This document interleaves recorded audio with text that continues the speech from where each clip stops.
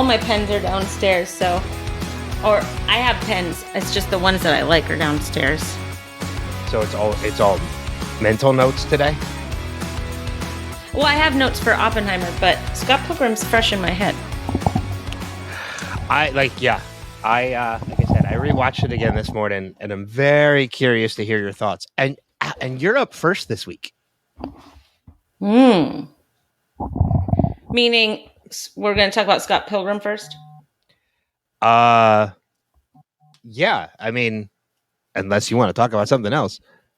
No, I mean, you said I'm up first this week, meaning... Well, because last week I did In the Heights first, and then we went Oh, okay. And then, so I figure we'll just, as well as it being a movie swap, we will swap who goes first every week. You see what I did there? I do. And I'm already recording, and this stupid shit's already going to be part of the podcast. Awesome. Because that's what I'm excited about. Right? I got to get off my phone. I just got Dojo reminders. Okay. Dojo reminders?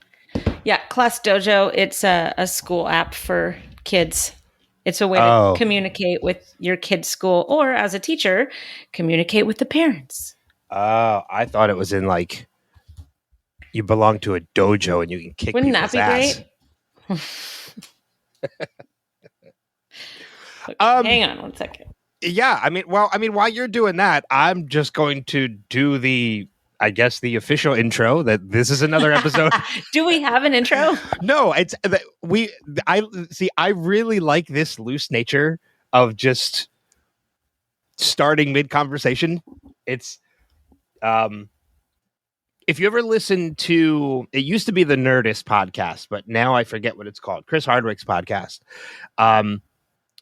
He doesn't really do intros. Like, he literally just starts into the conversation with his guest.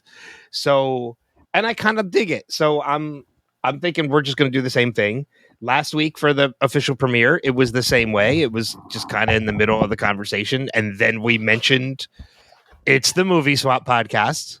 Oh, is that what we're doing? As part of Wilhelm. Mm-hmm. This is on a very special episode. WilhelmPodcast.com. Get the plug in now. But yeah.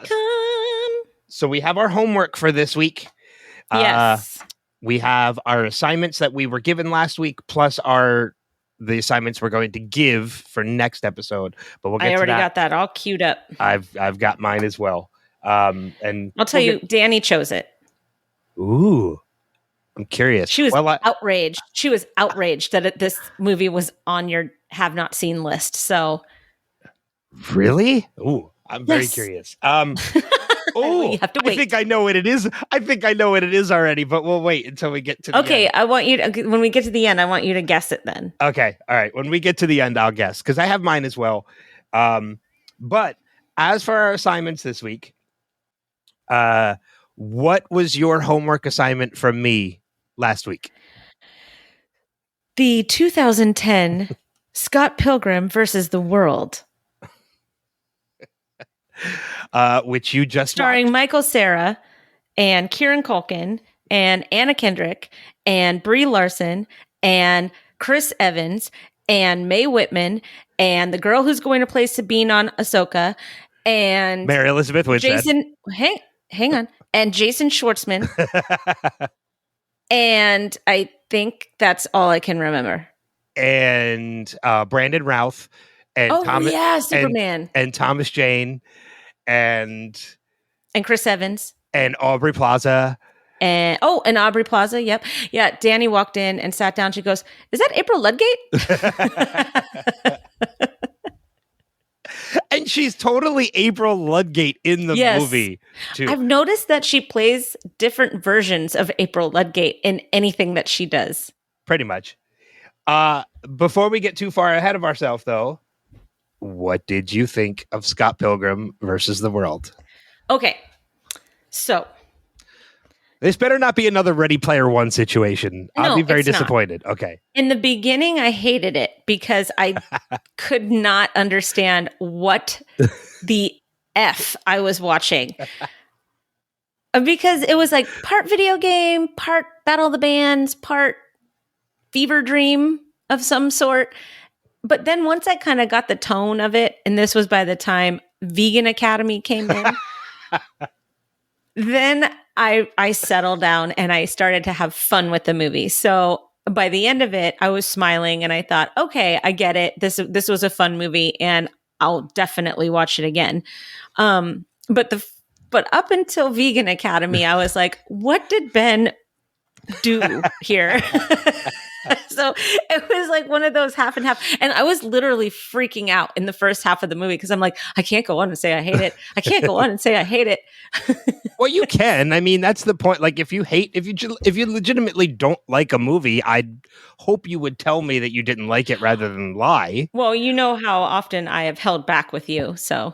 Which I think I can count Never. on one hand. Yeah, Never. Exactly. I can count on one finger, and that's too much. Yeah, it's Edgar Wright, so it has a style.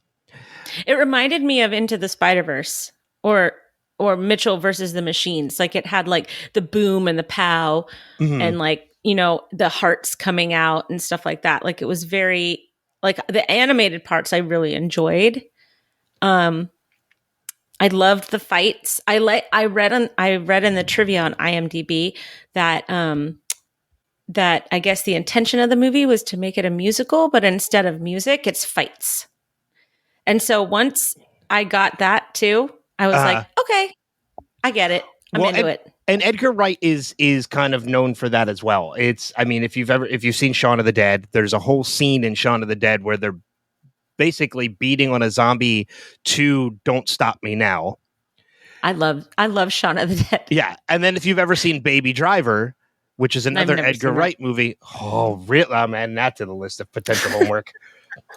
Don't watch it yet because it will be your homework assignment. I'm not going to watch it. Don't watch it. I'm not going to give you 2 Edgar Wrights in a row. Thank you. But I'll space it out. I'll give you Baby Driver a little bit later. Baby Driver is, if you take that scene of Shaun of the Dead where they're beating on the zombie to Don't Stop Me Now, make that the entire movie. Literally the entire movie is done to the soundtrack. Footsteps are to the beat of music.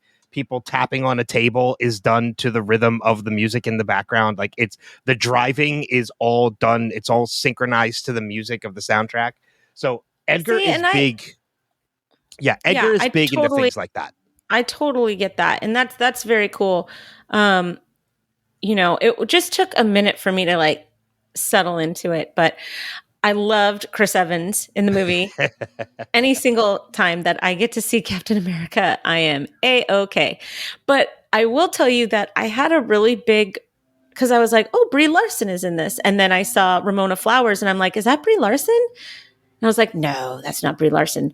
Wait, is it Brie Larson? And so I had to go to IMDb, which is why I even opened up IMDb because it was going to bother me the whole movie.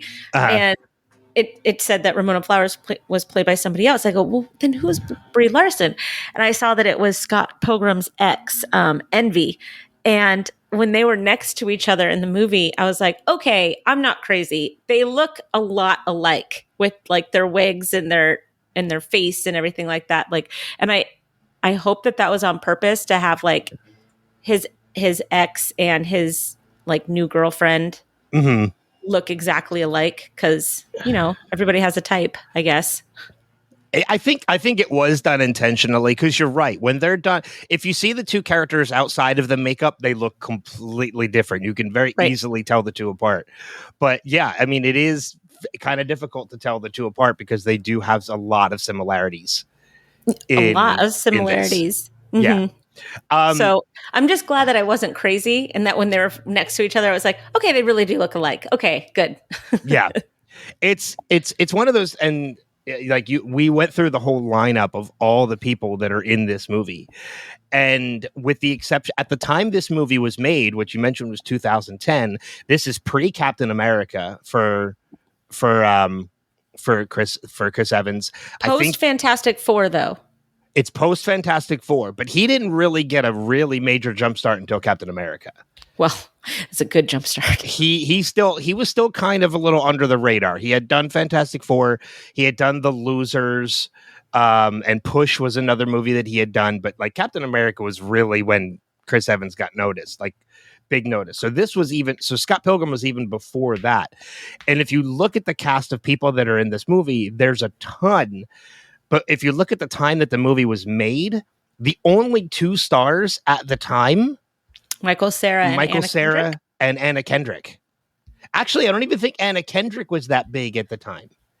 You want to know who my favorite character was in the whole movie? Who made the movie for me? And I would have turned it off in the first half if this character wasn't there. Let me hold on. There's so many great characters in this movie. No, this one's the best one. Okay, so it has to be somebody who was in the entire movie. Right? It's somebody that was in the entire movie. Uh-huh. Yeah. I'm gonna say, oh man, I'm gonna take a shot in the dark and say Kim. No, Wallace. Well, okay. Time. Wallace is a great Kieran Culkin character. Is fantastic in this movie. He is the unsung hero of this movie. He's the reason why the movie is wonderful. I love it that he just wakes up with a different dude in bed with him every morning. Sometimes more than one. And Scott Pilgrim's right next to him. Yeah. I love the fact that he's like, dude, I'm going to need my bed tonight to myself. It's for sex. I love the one scene where like when Scott comes in and he turns the light on and you hear him scream and he's like, you may have seen Mandong.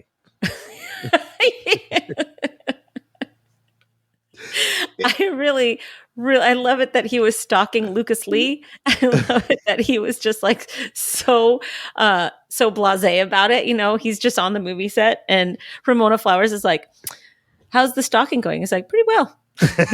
Yeah, but he's something to the effect of that. But he was the best part of the movie. I like it that he took Anna Kendrick's boyfriend. Yeah. Yeah, when he steals her he steals her boyfriend Jimmy. Yeah. I like he's so God, you're right. He kind of really is the unsung hero of the movie because he's the one that encourages Scott to go for the final battle, to pursue Ramona, to go to the final battle. Right. It's just, there's so many great characters in this movie though, that I really don't know if I can pick a favorite. Cause I do like, this is my favorite. I do like, he had a monogrammed robe. I do like Kim. I think Kim is just a fun character. Obviously, my crush on Anna Kendrick makes me love Stacy. The scene in the coffee shop when Julie is cursing and she has the black bar over her mouth and her voice gets garbled, and he's just like, "How are you doing that with your mouth?" There's so many meta moments in the movie, and there's so many quotable lines from the movie. Yeah, I mean, you'd have to see it more than once for sure. And I didn't really understand that they were numbering off the League of the Seven until number 3. Yeah. Until Vegan Academy. It's very nonchalant until you kind of watch the movie a second time and you notice the numbers. Right. You're right. When he goes in and they're facing, oh God, what's Brandon Routh's character's name? Vegan. I can't remember. He's got the 3 on his shirt, which is very clear. When they go into the club and there's the 4, it's the 4 club. Right. The numbers are kind of hidden there in the beginning and then they come a little bit more apparent as you go through the movie. But for somebody, so like our friend Paik, this is his favorite movie of all time. Like, really? So when Paik and I speak, we quote Scott Pilgrim a lot. Oh, that's so funny. Like the whole, you keep mentioning Brandon Routh as vegan. His name was Todd. Todd, that's it. Todd Ingram. Yeah, that's right. When we're, I can't tell you how many times the line "chicken isn't vegan" has come up between me and Paik, or me and Jerry, or me and my friend Chris from college, because these are all 3 people that love this movie. Gelato isn't vegan. Milk and eggs, bitch. Like it's there's, there's so many great lines in this movie that it's so quotable. You know what? And I can totally see that. I can see how this is a movie that gets better with many watches, Mm-hmm. you know, because the first time you watch it, I don't know. The first, like, when I watched it, I was just caught off guard. Which I think maybe is the point if you're not familiar with the style of the director. Um, Well, it's also based on a graphic novel. yes, I do know that. Okay. That much I do know. Um, I knew it was going to be like a quirky, weird movie, but it was like a quirky, weird movie in like this fantastical, over the top way. So I'm really glad that I didn't turn it off. I thought it was really fun by the end. I love the fact that Knives Cho came in clutch there at the end. Yeah. Um, and I'm really glad that he didn't end up with her too, because when Ramona starts walking away and he's with Knives, I'm like, And that was a question I was gonna ask you too, because it's there are people online who say he should have just stayed with Knives, and I'm like, no, she's way too young for Scott. Like she has some growing up to do. So I was gonna ask you, like, who do you think he should have ended up with at the end? Ramona personally, I think or he should have Knives? just walked off by himself because he had some self exploration to do. And the whole, well, because listen, all the fighting in the very end, it was, he had to fight himself, right? He had to ultimately come to terms with who he is. And instead of fighting himself, he befriended himself, right? When he did the solo battle. Yeah. So Mega Scott. I thought it would have actually been like a cooler ending if everybody went like separately, because he was finally okay with himself and he can like maybe even have like a mature life, maybe not share a bed with his roommate, and maybe get a job and have normal adult relationships. But I mean, it's a graphic novel, right? So, and it's not, if it was like Samantha Pilgrim versus the world, I think that it would have been the female character would have walked off by herself because she's like, I'm good by myself. And I think it would have been okay to do that with a male character too, but maybe it just wasn't the time to do something like that. Mm-hmm. Because I don't think that you need to be coupled up to be happy or to find self-fulfillment. I agree with that. I definitely agree with that. Yeah, this was a movie that I remember, like, I missed it in theaters. I didn't see it when it first released in theaters, and then I caught the trailer for it and I ended up watching it on demand, and I was like, how did I miss this movie? Like, this movie is, because I loved it so much so that post-pandemic, one of the first movies that came back to theaters was an anniversary cut, was a 10th anniversary of Scott Pilgrim, and they re-released it in theaters with like 2 minutes of additional footage and completely redone in Dolby Sound, which was amazing. I can see how Dolby Sound would be phenomenal with this movie. The bass battle between him and Todd was just like, it was so cool hearing it. I thought you were going to talk about the Yamaguchi twins or whatever they're called. Well, that scene, that Kaganachi. Who are complete douchebags. Like, they weren't even playing music. They were just like, bong. Yeah, they were just doing synth like, sounds. Ooh, I wonder if like the Yamaguchi twins are going to be like Kaganati. Daft Punk. Okay. Okay. But I thought maybe it was going to be like a surprise, like Daft Punk was going to come up, and just start like wailing. And I got really excited about the potential for Daft Punk. So when I actually saw that they were just two douchebag actors, I was like, oh. I got excited over nothing.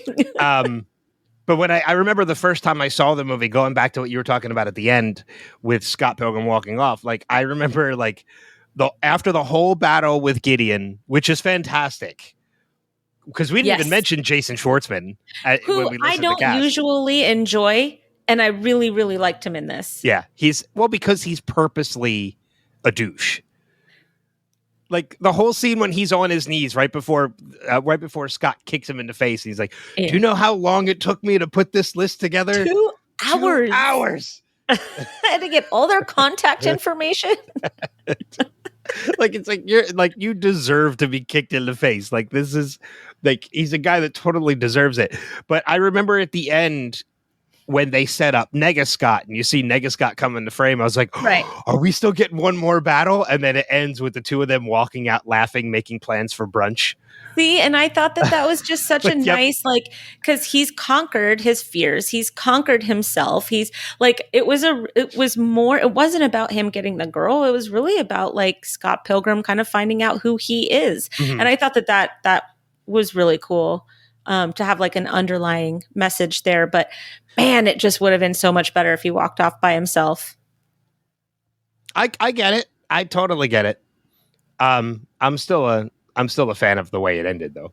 Oh, no, it wasn't a bad ending. I mean, if he had ended up with Knives Cho, it would have been, it wouldn't have made sense. So, I mean, if it was the option of her or Ramona, obviously Ramona's the choice. But, I wonder if this movie came out in 2023 and not 2010, if he would have walked out by himself. I don't know. I think it probably would have ended the same purely because it is based on the graphic novel. And they end up together. Yes. Yeah. So I think they would have kept the ending the same way, only because it's the source material. Right. Well, and since there's source material, I totally understand. I totally get it. Now there actually is, and I know you are a PlayStation owner now, so I have a PS5 because I am a big deal. There is a Scott Pilgrim video game out now where you it's a brawler. It's you just go through levels just beating people up. So it's supposed to be like Mortal Kombat, right? No, because Mortal Kombat's more one-on-one based. Like you take on one person and then you move on to the next person. Right. It's all Scott Pilgrim is level based. It's kind of like if you remember the old Teenage Mutant Ninja Turtles game or the Simpsons game, arcade game from like the 90s. No. All right. Oh, buddy. You go through levels beating people up and then you get to the boss, and the boss is one of the X's. Okay. So there is a video game on it. It's a side scroller brawler and it's fantastic. I think it's only maybe like $15 on PlayStation. On Steam for PC, it's only $5. It's on sale right now. And Netflix actually there is an animated series coming out next year. Anime series of Scott Pilgrim versus the World. I'm sure anime fans would like everybody to know it's anime and not animation. It's not Scott Pilgrim versus the World. It's just Scott Pilgrim. Yeah, I saw that in Michael Cera's upcoming untitled Scott Pilgrim anime series. Oh, it's the entire cast from the movie is coming back to voice their characters. Including Captain America? Yes, including Chris Evans. Then I'm in. And during the pandemic, this is something you could probably look for too, because I had a blast watching it. During the pandemic, when a lot of people were doing virtual script readings, Edgar Wright did get the entire cast together to do a script reading of Scott Pilgrim virtually. Oh, wow. And it is on YouTube. You can watch them do the script read of on their little cameras and everything. Yeah, everybody's on Zoom. Everybody's got their headphones in and their pajamas on and their glasses. Yep. Their actor glasses. And everybody was there. Well, no, not everybody. I think there was one or two people that weren't there. Because Brandon Routh, I think, ended up staying on after his character already dies, so that he could read another part. But Chris Evans came in for a little bit because everybody was super busy during quarantine. I'm sorry, I'm just so busy I can't possibly make it. I can't remember who was there. I bet you it was Jason Schwartzman. Oh, yeah, I don't know. He strikes me as somebody that would be like, nah, I'm good, thanks. It might have been that. No, I don't know. Let me see. It was the virtual live read. Let's see. I see Allison Pill, Michael Cera, Brandon Routh. No, Jason Schwartzman's in there. Okay, sorry, Jason Schwartzman. Aubrey Plaza, Knives Chow, Kieran. Oh, wait, I don't see Kieran. Oh, Kieran Culkin. You're the best part of the movie. I don't see Kieran. I think Kieran wasn't there. Well, that's disappointing. And it was done for charity. Because I'm reading the article now. Well, then that's really disappointing, Kieran Culkin. Oh, wait a minute. No, hold on. Participating talent including stars Michael Cera, Mary Elizabeth Winstead, Chris Evans, Aubrey Plaza, Ellen Wong, Kieran Culkin, Mark Good. Webber, Johnny Simmons, Allison Pill, Mae Whitman, Brandon Routh, and Jason Schwartzman. So it Okay, was everybody. I think it was pretty much everybody. I thought for Yeah. some reason there was somebody not there. Was it Ramona Flowers? Did you say her name? Mary Elizabeth Winstead was there. And you had said Brie Larson's name? I did not say Brie Larson's name. Aha. So Brie Larson was one of the people that was not there. We've cracked the code. Somebody did read for her, though, and I can't remember who it was. Yeah, I can't remember. Maybe it was Brandon Routh. I don't know. That would have been awesome. That would have been hysterical. That actually, I would have watched that for sure. Well, I don't know if it was him, though, because he was in the same scenes with her, so it might not have Yeah, been but him. wouldn't it have been really fun if everybody just read for a different character? Like everybody just pulled a random name out of the hat, and then they all had to play different characters. Yeah. Hasn't that happened Yeah. before? I don't know, but it sounds like something that should be done. I can tell you, too, a little bit of a personal story. So the first time I've met Brandon Routh a couple of times, but the first time I met him was backstage before I got ready to do a panel with him. He was doing a Legends of Tomorrow panel because he was playing the Atom on Legends of Tomorrow. So he was playing a DC character. So it was him and a bunch of other actors that were on that show. And before we went out there and I introduced myself to Brandon and we were kind of conversing a little bit, I pulled Brandon aside. I was like, I just want to tell you, I don't know if this is going to come up on the panel because everybody's here to talk Legends of Tomorrow, but I just want to let you know, I fucking adore Scott Pilgrim versus the World. I was like, and your character is like, I said, I quote your character all the time. And the smile, not vegan? And the smile on his face, like he lit up when I told him that. And that alone told me how much he enjoyed. Right. Doing that movie looked like it was a lot of fun to make, for sure. And I also read in the trivia that Sex Babam. Yeah. Babam. Yeah. Whatever. Yeah. They all had to learn their instruments, but Michael Cera actually had to dumb down his bass playing because he already plays. So I thought that was an interesting little piece of trivia as well. And I forget who it is too, but the person who wrote the music is pretty well known as well.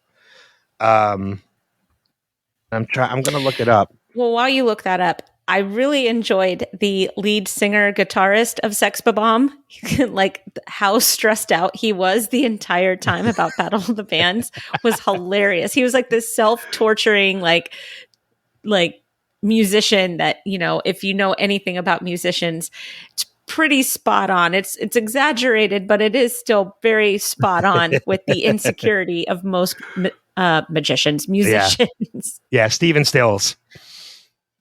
Oh, he wrote he was that's the character. Yeah. Oh, but I looked it up. The guy that wrote the music, including the bass riffs and everything, used to be in Radiohead. Ah, that's why there's a real Radiohead sounding song at the end during the credits. Yeah. I am not a Radiohead fan at all. I like Radiohead. They're like our generation's Pink Floyd, and I don't really like Pink Floyd that much. It's just it's the kind of music where you can't really jam out to it because you're just like, like that's the music. That's it. You heard it. Well, I mean, yeah, because you're right. Because the song Ramona at the end is that's what it is. Is very similar to Karma Police from Radiohead. If I didn't hear the words Ramona, I would have thought it was a Radiohead song. Well, because it is. Right. Exactly. Yeah. So but again, there's so many great quotable lines from this movie. Just out of the blue, every once in a while, you'll hear, "He punched the highlights out of her hair."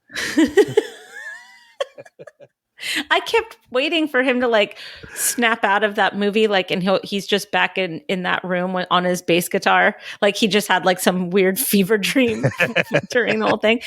So, it was a really fun movie. I was very confused the first like 30% of the movie. Kieran Culkin kept me invested, and then I ended up really, really enjoying it by Really the enjoying end. the movie. Yeah. Even there's certain moments of the movie where like I mentioned a couple times already how quotable the movie is, but there's a couple things in the movie that always stand out, like because they always put the graphics up, like you mentioned, the BAMs and all that stuff. But every once in a while, there's the decision, there's the moment where they're in the bar and Ramona comes out of the bathroom and Knives is following behind. And Scott sees it and he gets the gauge above his head and it's I have to pee or I have to see her, and it ends up in the middle and he ends up saying I have to pee on her. Yeah. I did notice that. I like that because that's so what we do inside of our brains anyways. Like, what do I say? What do I say? Oh, I'm just going to say the worst possible thing. Yeah. Perfect. And then my other favorite one is with Brandon Routh, with Todd, when him and Brie Larson are on the couch after he punched Knives. And she says, "You're incorrigible." He's like, "I don't know the meaning of the word." And it pops up, he really doesn't. He really doesn't. Yeah. I do. Like I said, multiple watches. It's the kind of fun. It's the kind of movie that gets funnier with multiple watches. I agree with that completely. It is. Yeah. It's going to take you at least one more watch to kind of maybe appreciate the movie a little bit more. Mm-hmm. Yeah. So, but I'm glad you at least enjoyed it by the end. I did, and I know that the second time I see the movie, I'll enjoy it even more, and the third time I see the movie, I'll love it. Yeah, because that's kind of how those kinds of movies go. Yeah. You know, and I've seen that movie so many times, and there are times I've seen it so much and I still laugh at it. I mean, I can see laughing at it harder as you watch. Yeah. More. And then the first time I'm just trying to figure out, okay, what the fuck is going on right now? Like and then there are a couple moments in the movie that I'm like, I should be offended, but I'm not. Like the scene where Knives is dyeing her hair and she's with her friend and she's like, she's so old. She's probably like 25. And I'm like, I should be offended by this, but I'm not. But she's 17. She's a child. Yeah, it's just teenage angst. That's all it really is. I thought people who were in their 40s were old when I was 17. You should try being in your 40s and being a middle school teacher where they openly talk about how old 40s are. Makes you feel like you should retire now. I have no doubt. Yeah. And then I tell them, I go, I'm 42.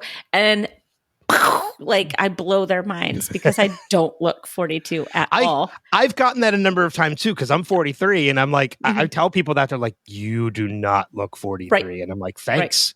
Right. Yeah. I intend on using that to my advantage as I get older.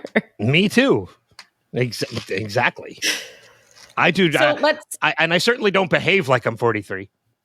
No, neither of us do. No. We're children, really.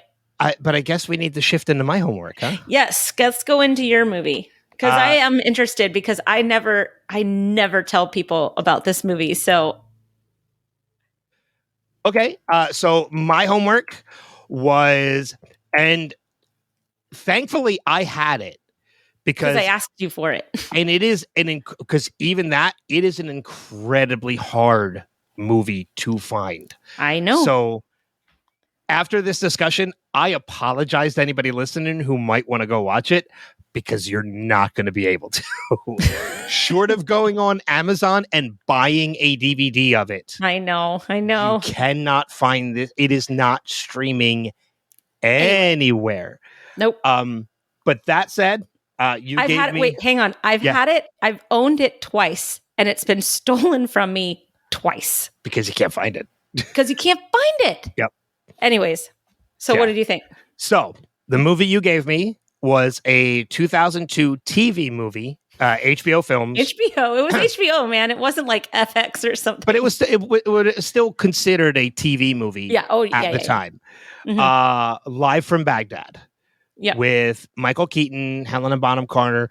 There are so many people in this movie. Right? Michael Cutlets is in this movie. Yeah. Hamish Linklater is in this movie. There's so many people in this movie that I was like, oh, I know him. I know him. I know her. Like the whole movie. But I want to start off the discussion by saying this. I enjoy her as an actress, but thank you for giving me a movie where I absolutely loved Helena Bonham Carter. It's her best role, in my opinion. Really is. She's so good when she's not being weird. She's herself. Right. In this movie. And she's awesome. Yes, she is fantastic in this movie. So much so that like and Michael Keaton, like he's fucking Michael Keaton. He's always great. He's always fantastic. He's Robert Wiener. Don't call him Dick. I love later on when he's talking to Hamish Linklater's character and they do that whole thing, like the whole "don't call Richard me Dick" Roth, introduction. don't call me Dick. Yeah. Robert Wiener, don't call me Dick either. And then at the end, when they're saying goodbye to each other, he's like, "See you later, Dick," and he's like, "Don't call me Dick." All right, see you, Dick. Don't call me Dick. But so like so much like so the ultimate summary is I really enjoyed this movie. It was so a little bit of backstory is that I don't think I never told you this. So this is why I actually enjoyed this movie before. I remember in middle school and in high school when they were teaching us about past wars and stuff like that.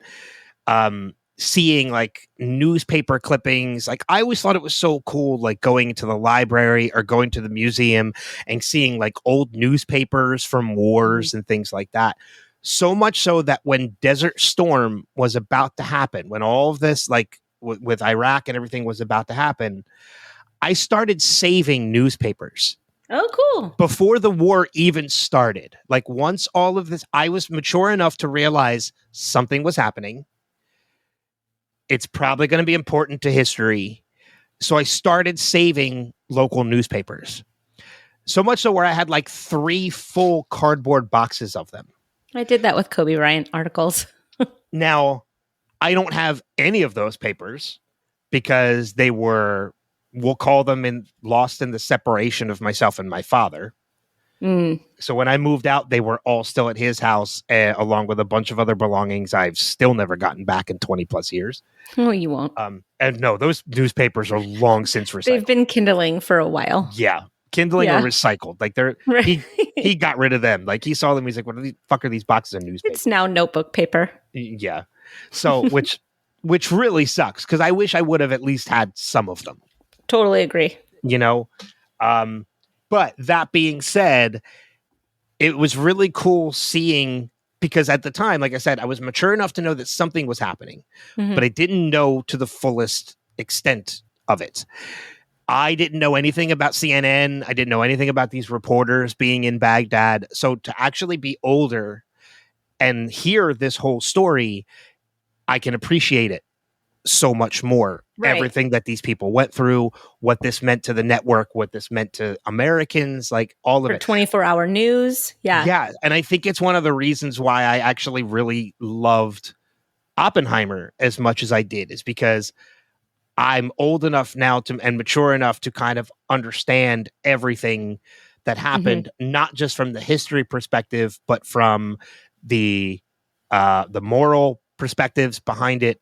Everything. So I think giving me this movie on the tail of seeing Oppenheimer was kind of actually a good point to give it to me. Okay. Because I'm in that state of mind now where I'm like, oh, I want to know kind of more about all these other events that have kind of happened, because I want to dig deeper.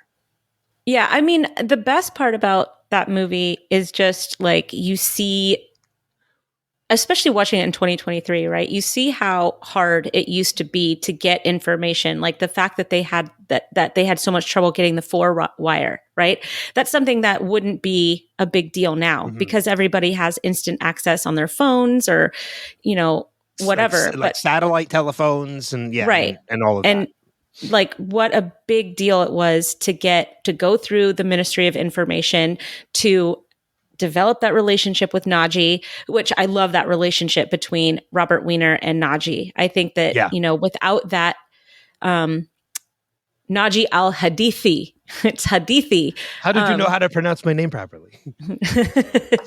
I just love like the whole evolution of their relationship and how they they were the kind of the backdrop to what was going on with the war. Yeah, and I love the fact not to cut you off, but like one of the things I really liked about it was that you saw all these different agencies in there, like ABC and NBC and all these other agencies that the were ABC guy made me laugh throughout the whole movie. Yeah. Go ahead. But what I liked about the relationship between Naji and Robert was the fact that these were two men who kind of knew what was on the precipice of happening. They knew what was at stake. Even like that whole conversation about it's like we have to keep them talking because once the talking stops, the bombs drop. Like I like that whole scene with the two of them. I was like, these two know what, like you said, these two know what is at stake. That's a great scene, by the way. Yeah. It's like they're both so intense, you know, and they both hate each other in the moment, but they also know that they need each other in the moment. And they respect the hell out of each other in the moment. Like all of that is happening in that one scene. And it's just, to me, for it to be an HBO movie, it's so dynamic. It's so good. I love this movie so much, but go ahead, keep talking. So I want to kind of take a back step to the beginning because we did mention how hard this movie is to find. It's not streaming anywhere. So there might be a number of listeners who have never seen this movie or even heard about this movie. So I kind of just want to summarize the plot real quick. Oh, yeah. Because we didn't really do that.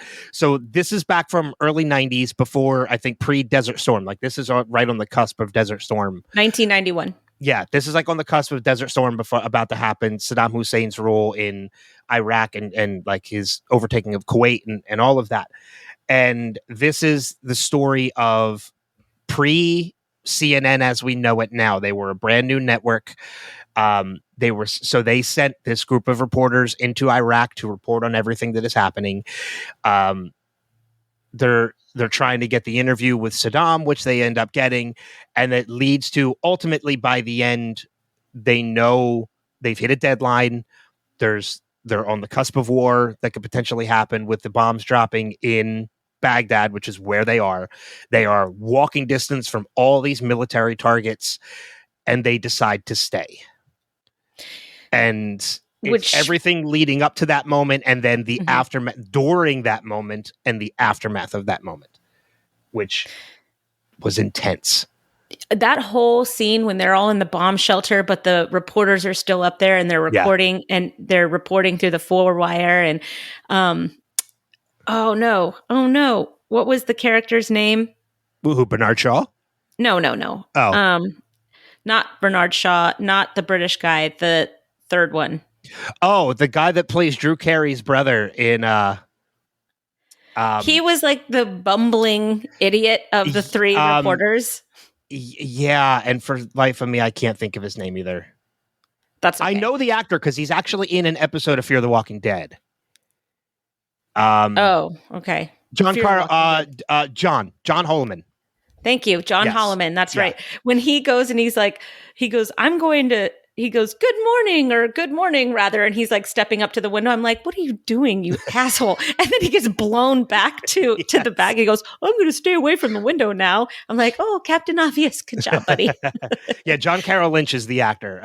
Another recognizable face, you know. Did you notice who the sound guy was? Where you've seen him before? The sound guy. Or not the sound guy. Or the sound guy, the cameraman. No, should I have known him? He was one of the 3 campers from Blair Witch Trial or Blair Witch Project. Oh, I don't remember that movie enough to have recognized. I was just coming off of having seen it because it was a 1999 movie, I think, and 2002 or 2001 or 2002 was when Live from Baghdad came out. So it was easier for me to make that connection at the time. I got more excited in the beginning of the movie seeing Agent Coulson. Yes, I know. And he's so Clark Gregg is in this movie. Yeah. He's so young in the movie too. And he plays a CNN guy back at headquarters. Yep. But you know, the basic premise of the movie is that it's about the birth of the 24-hour news network because CNN was nothing. It was nothing. They were a small, tiny little network. Yeah, this made CNN. Yeah. This is the event that made CNN. It was just like what the ABC guy said. He said, "You own this war." Yep. But yeah, like the movie was intense. Everything happening during the bombing of Baghdad was crazy and crazy. I thought the guy that portrayed Bernard Shaw was amazing. Yes, very much so. The whole lead up and the scene where they're interviewing Saddam Hussein was also like, they really did a good job at building the intensity of Saddam Hussein walking into the room to do an interview. And I loved too that they never showed Saddam Hussein. They never showed the actor portraying Saddam so that they could use actual footage from the interview. Right. Instead of having somebody portray Saddam. Well, and they did a good job with whoever the eyes were, because the eyes looked a lot like Saddam Hussein anyways. So I didn't look into this, and I really should. There is an actor out there who does look like Saddam, because he has portrayed Saddam in parodies. What a terrible person to look like. I know. Well, I think it was done. I think hey, you look like Hitler. You want to jump? I don't think he looks like that naturally, but I think if they put the hair on him and the facial hair, then he actually resembles Saddam. So I'm almost wondering if maybe they got that actor just to be in that scene, just to show his eyes. So I'd have to look into it to see if it was him. But even though as intense as this movie was, there were still moments of levity. Yes. Because there were still a number of moments that made me laugh. Even during the bombing, once the bombing was over, there's that scene with Bernard Shaw talking on the 4-line at the window, and you can tell he's just mentally and physically exhausted. And he starts talking about having if he were home right now, he'd probably be enjoying a turkey sandwich. And then the other guy comes in with a little bit of mayo. And then the other guy comes in and takes over for him. And when they sign off, he's like, what the hell was I talking about? A turkey sandwich? There's these moments of levity, because you have to probably figure in moments like this that are that intense, you have to find ways to kind of lift your spirits. Yeah. There are things that are just going to make you laugh because you're so How about Richard Roth and all his tuna? He had 100 cans of tuna. I'm not a fan of Iraqi cuisine. Yeah. You start stacking all the tuna in the bathroom of all places. Well, that's where you need your food, I guess. Yeah. But there was little pockets of that, the cameraman, and now his name is escaping me. Hang on. It was, I'm going to tell you, Mark Biello. That was his name. Mark Biello. Okay. Every single time you saw him, he had another rug under his arm. Yes. He just seemed to be collecting rugs just wherever he could. Well, that was another thing too, because it's kind of, you mentioned the guy from ABC, which is Kurt Fuller is the actor that plays him. And in the beginning of the movie, Keaton, Robert Wiener asks him, he's like, "Where'd you get that rug?" He's like, "Oh, don't worry, you'll get a rug. You'll get a rug."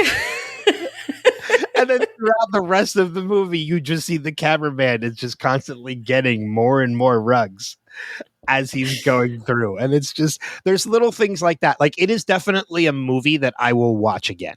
Oh, good. Because good. I did. Because it's very fast paced.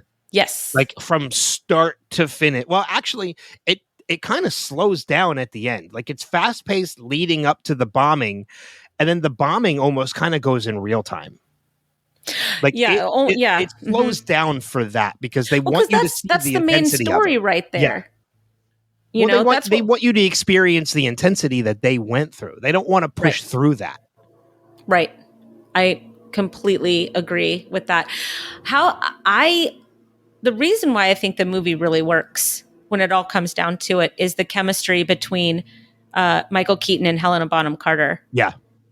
I was really surprised at how these two very different actors had so much chemistry. Yeah, because, well, I mean, you say very different actors, but he's Beetlejuice. Yeah, I was just going to say, they've both worked with Burton. Interesting. Well, she was married to him. She was married to Burton. Yeah, for an amount of time. I totally forgot that he was, and he was Batman. And he's going to be Beetlejuice again. Well, didn't Tim Burton do the first Batman movie? He did the first two. Okay, so yeah. So now it's not so random. Yeah, I don't know why I didn't put that together till right now. They had the relationship already, or at least probably the friendship. Mm-hmm. So they knew trust. I would assume they probably knew each other going into this role because I love that they were both alcoholics. I actually really enjoyed the fact that they never got together. Yes, and it seemed to be her that maybe stopped it all the time, because he looks like somebody that just wanted nothing more than to like live inside of her, basically. Yeah. And well, yeah. And because like, as he mentions a couple times. Not in a weird sexual way. No, I knew what you meant. Okay. Yeah, I knew what you meant. But yeah, like he mentions like how he's married, he has 2 kids at home, like he's got a wife and kids at home. Because there is that scene where he's like, we've gotten drunk and passed out a number of times. Like, have we ever? And she's like, no. Like I like it that he's like, I've had dreams. And he's like, well, everybody thinks we did. And she's like, well, screw them. Yeah, she doesn't care. I like the fact that, because he does. You can tell throughout the movie he does confide in her. There's definitely a mutual respect. They care about one another, because I love There's love there. There's love there. It's just not romantic love. Exactly. And I like how at the end of the movie, when right before the bombing's about to happen, like that conversation between the two of them, when he says like, I want you to stay, but I'm asking you to go. She's like, I was leaving. Yeah, I was planning on leaving. Yeah, she goes, When she says goodbye to him, though, and she doesn't look back and she just puts her hand up to wave, like you can feel the anguish in her as she's walking away. Like those two just, it's like they're like, the same, they're like these 2 twisted branches that have just gnarled together and they just can't come apart. Yeah. But they work together. Like they have this like good back and forth with each other, and they know what each other does and what each other thinks. I just really like those 2 characters. I thought that that's really what made the movie work at its core. Well, like I said, at the start of this conversation, thank you for giving me a movie where I actually really loved her in the movie. I mean, again, I don't mean that as in I don't like Helena Bonham Carter. I think she's an amazing actress, but she does always play these weird, odd roles. It's kind of what she's known for, especially if you look at the work she's done. Like you look at Harry Potter, you look at Sweeney Todd, Fight Club. Like she always plays these really whacked out, weird roles. So to see her play a normal role, an actual real life person, was totally different. And I actually really enjoyed it. I wonder why, I've never looked into it, but I wonder why they chose her to play such a different role. I don't know. You know what I mean? Yeah. Maybe Michael Keaton suggested her. It's possible. I mean, again, he had worked with Keaton. He had worked with Burton already, because the first Batman movie, I think, was 1989. So he had already had a nice relationship with Burton by this point, like over a decade of Michael Keaton's a lot weirder than we give him credit for. Yeah, but he's such a fantastic actor. I really love Keaton. Politics aside, I really love Keaton. Oh, I didn't know there were politics involved. There are politics. I'd rather not know them. You would rather not know them. Yeah, I'd rather not know them because I enjoy Keaton greatly, so I don't want anything to tarnish that. Yeah, but I'm glad that you enjoyed that movie. It is my all-time favorite movie. I don't know why. You know what? I can see it. Knowing what I know about you, I can see it. I love that movie. Because you are a history buff. I am. And this is definitely more modern history than more like relatively history, as in like last 50 years history, but our lifetime. Yes, it's within our lifetime. So that's right. I consider that more modern history. So knowing what I know about you and how much of a history buff you are, like I totally get it. Yeah. I can see it. I love that movie. Love. I'm glad that you enjoyed it. I did. I enjoyed it very much. And Cudlitz is in it. And yep. I had forgotten Cudlitz was in it. I do that every time I watch the movie, by the way. I always forget that he's in it because he's not in it very long. No, he only has one rotation. Right. Well, and he's very firm about that too. But every single time I watch this movie and he pops up, I'm like, cutlets, man. You're in everything I like. I think I said the same thing. I think like right after he popped up, I was like, cutlets. I think I said it out loud. If I ever see him at a con and I can get to him, because I've seen him at a con before, but I can never get to him. Mm-hmm. I would love to talk to him about this movie if he would even remember making it. Oh, I'm sure he would probably remember making it. I mean, look at the people he was working with. Yeah, that's true. He was working with Keaton. He only did one rotation. He only did one rotation. He only signed up for one rotation. Yeah, he's got to go home. His wife's having a baby. I got to go. But yeah, great story, fantastic cast. Lily Taylor was great. Yeah. Bruce McGill, who played Peter Arnett. Paul Guilfoyle, who I know from CSI. Right. He's great. He's a CNN guy. Yeah. He's the one that kind of was like, he's the one that kind of pushed him to stay a little bit. Yeah. He was like, look, this is a once in a lifetime news story. Yep. He's like, I can't tell you to stay. I can't tell you to do anything that's not going to be safe, but yep. We could really have something here. Yeah. This is like a lifetime news story. Don't let ABC get it, please. But yeah, so it was, I highly enjoyed it. So I appreciate the fact that you gave me this one as homework. Good.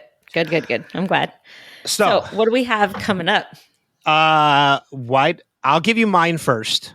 And then you have to do the guess. And then I got to do the guess for mine. So I've kind of already mentioned this one to you when we podcasted on Revisited. I had one ahead of this one, but I decided to bump it up when I found out you hadn't watched it.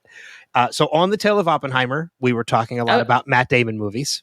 I know what you're going to say too. Okay. What am I giving you? You want to say it at the same time? You want to say it at the same time? No. Just tell me, what is your homework? We Bought a Zoo. Yes, that is your homework for the week. Is the Matt Damon, Scarlett Johansson movie, We Bought a Zoo. Yeah, Dave remembered that, not me. Oh, really? I go, yeah. He said that he had one already. I remember him writing it down, and I can't remember what he said. And he goes, We Bought a Zoo. And I was like, what? So does Dave listen to Revisited? I didn't think so, but... Apparently he must. If maybe he does, yeah. So We Bought a Zoo is your homework for next week. I'm excited. It's a movie. It's a movie that I think is incredibly underrated, and I really, really love. Oh, Matt Damon is in it, and it's about animals. It's going to be great. It's about animals, and I think another reason why you're going to like it is because it's about saving animals. Oh gosh, that's the whole. Yes. I'm going to cry. You're going to cry. Yeah, great. Super. Yes. I'm on this new medication right now, too, that makes me cry if I just think about something sad. Like, if you give me, 30 seconds, I'll start crying. No, I won't. I won't give you the time. It's fine. No, but I'm just saying, I'm, always on the precipice. Well, because, I know how you are with animal cruelty and such, too. So, this movie it's Matt Damon, which I already know you love. I know you love ScarJo. And this is all a movie about, saving and rescuing animals. So, it's the whole purpose for the zoo. So, not to say too much. That's all I'm going to say. I am in. I think you're going to enjoy it. Now, I'm going to take a shot in the dark. Danny was outraged. So knowing that Danny was outraged that I haven't seen this movie, and thinking of my whole unwatched playlist, and thinking of a movie that is in there. Get it. Hold on. I got to see if this movie I'm thinking of is on that list. Because it might not be. If it's not on that list, then I'm not thinking of the right movie. Let's see. If I look at that list, is this movie on that list? Let me go to that letter. It's not. Shit. So it's not the movie I'm thinking of. What did you think it was? I thought it was Mary Poppins Returns. Oh, no. No. No, that wouldn't be an outrage for her. This one was an outrage because we've seen this movie probably 20 times. Is it? And I think that's the under. Is it a musical? No. No, I'm telling you, you'll never guess it.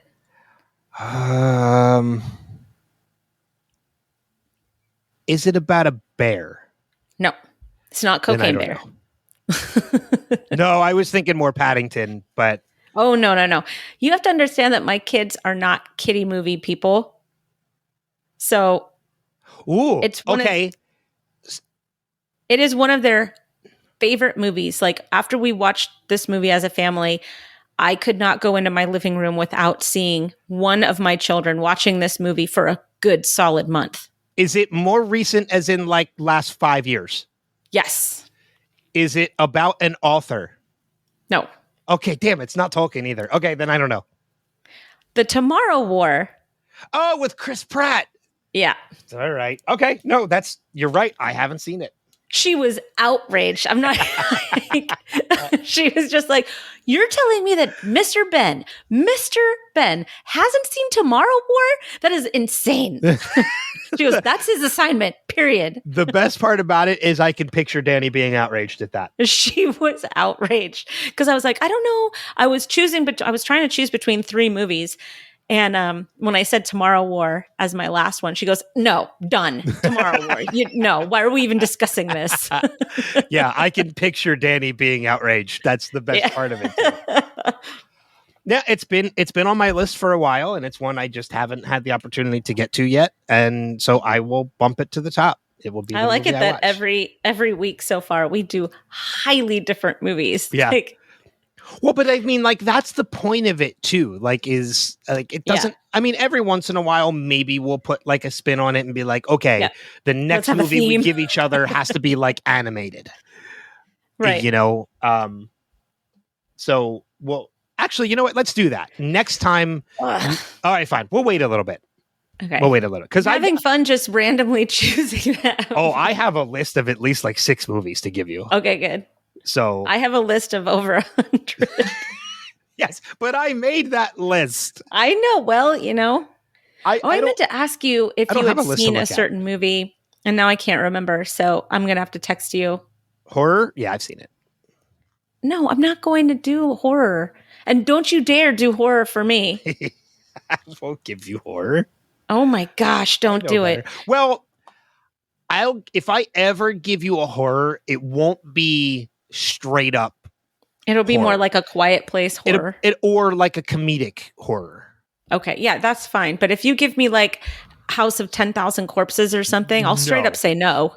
No, well, first off, that movie doesn't exist. It's only House of 1,000 Corpses. You're putting way too many more corpses in that house. But I mean, like, if I ever give you a horror, it would be something like along the lines of like Shaun of the Dead. See, like, that's I've seen that movie, but yeah. Yeah, but I mean, like something like comedic, right? With still some elements of horror to it, but it's more comedic or anything like that. Yeah. So yeah, that's more along the lines of what I would give you. Perfect. All right. So our homework for next week: We Bought a Zoo and The Tomorrow War, which 2 totally different movies. Yes, but you know we've got star power to this now. We've got Matt Damon and Chris Pratt. True.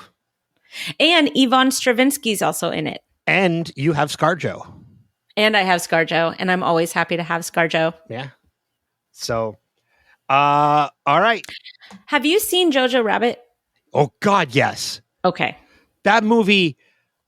That's my favorite Scarlett Johansson movie by far. That movie was amazing and at the same time ripped my damn heart out. Right. Yes. Good job, Taika Waititi. I'm just going to say the shoes. The shoes. It's burned into my memory. Yeah. I totally understand what you're saying. Yep. That scene, my heart dropped. Yep. Mm-hmm.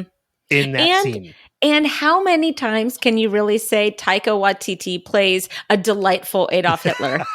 Right? That is not a sentence that should ever have been said. And yet, it's true. Ooh. I just thought of another Taika movie I could probably give you. It's one of his earlier movies.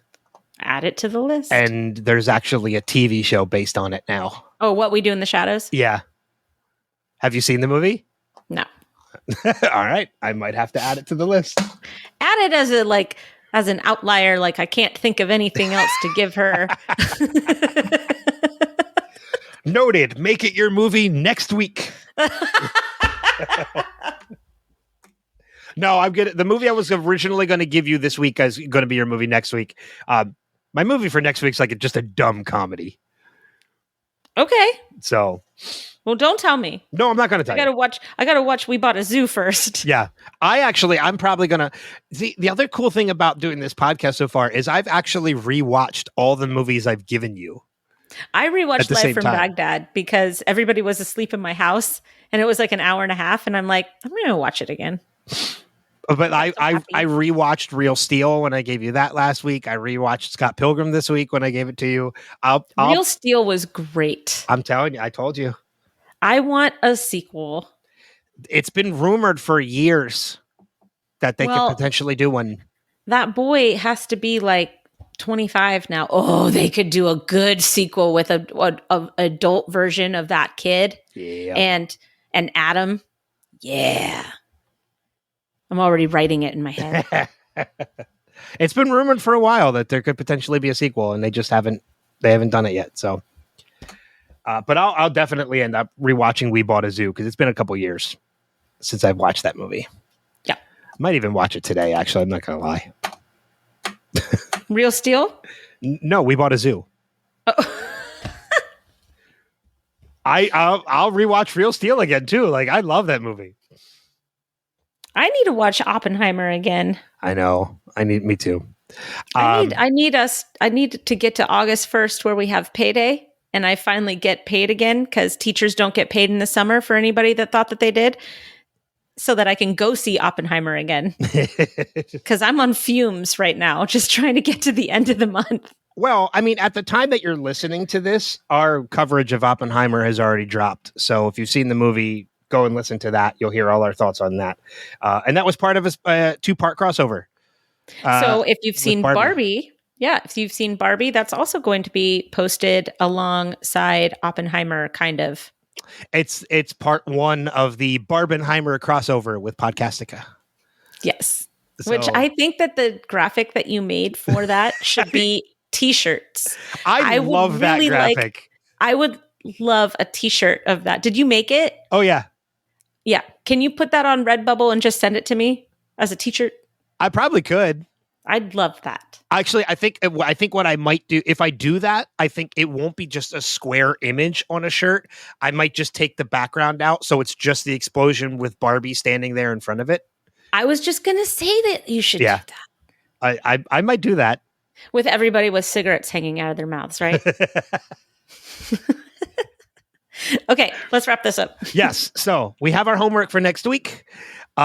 We would love your feedback on either of the movies that we watched, if you've seen them, or any of the movies that we're going to be watching next week. So if you have notes on, let us know what you think of We Bought a Zoo or The Tomorrow War. Let us know your thoughts. And if you've seen Live from Baghdad, please tell me, because nobody I know has ever seen this movie. I'm the first person now, and that's only because she assigned it to me. Yeah, I needed somebody to talk to about it. So if you have feedback on any movie we've covered or any movie we're going to be covering, we'd love to hear it. wilhelmpodcast.com is where you can go to find that, other episodes of the podcast, or feedback at wilhelmpodcast.com. You can email us directly and let us know, either form of an email or voicemail. Yes. So that wraps it up for another movie swap here on Wilhelm. Until next time, we'll see you on another episode. Bye-bye. Bye-bye.